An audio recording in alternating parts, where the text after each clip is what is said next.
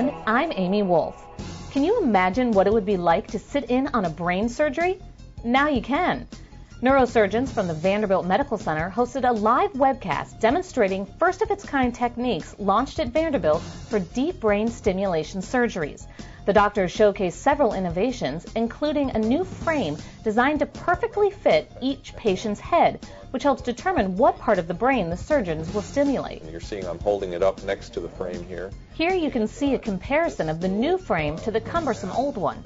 The surgeons also talked about a new guidance system developed by Vandy researchers that uses computerized brain mapping techniques to significantly improve deep brain stimulation surgeries. And the computer atlas actually is able to adjust for the dimensions of an individual brain and size and scale that in a way that's much more thorough than we used to do as a surgeon planning it with his own view of the brain on the MRI study. So this has been a huge addition and a help for us. That's, again, a very unique aspect to the type of surgery we do. We actually build on the success stories of previous patients and make that process more and more accurate all the time. You can watch this webcast and other Vanderbilt Medical Center webcast surgeries at orlive.com. Just search for Vanderbilt. It's a time that can be terrifying and dangerous. Hurricane season is officially underway.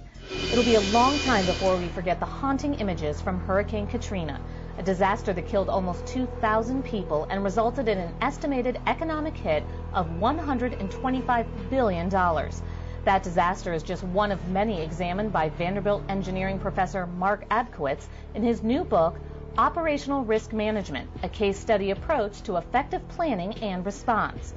Whether it's the September 11th terrorist attack or a natural disaster like Katrina, Abkowitz says they all seem to share a common characteristic: the lack of a clear leader in a time when people need one the most. I've studied a lot of other disaster cases, and much of this stems from the fact that no one is taking charge and is acting as the point person and the point organization where all roads lead to that individual or that organization. They're making decisions based on collecting information from a lot of sources. They have a good overarching view of what the problem is, where the priorities need to be placed. Instead, when you have a breakdown in that management structure, in that leadership structure, then it's pretty much every man for himself. Other characteristics that lead to a recipe for disaster include the lack of a timely and accurate communication among emergency responders and lack of effective planning. So what's a political leader to do to make sure he or she has done everything possible to prepare for that next disaster? Abkowitz says make it a priority by creating a top-level position whose sole responsibility is to plan for emergencies. For more information on Abkowitz and his book, check out vanderbilt.edu/authors/Mark Abkowitz.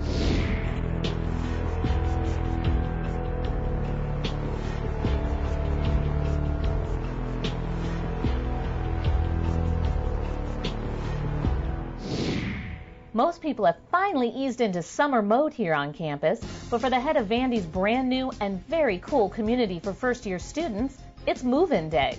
VUCast Francine Lewis takes us to the Commons with more.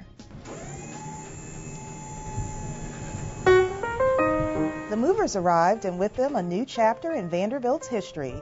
Dean of the Commons, Frank Wcislos, and his wife Jane got last-minute instructions on the latest gadgets and appliances in their new home on campus. Your first floor gas cooktop, I'm able to show you how to turn that on and off when we're done. VUCast scored a first look at the home, which is part of the university's new community for first-year students, opening in August.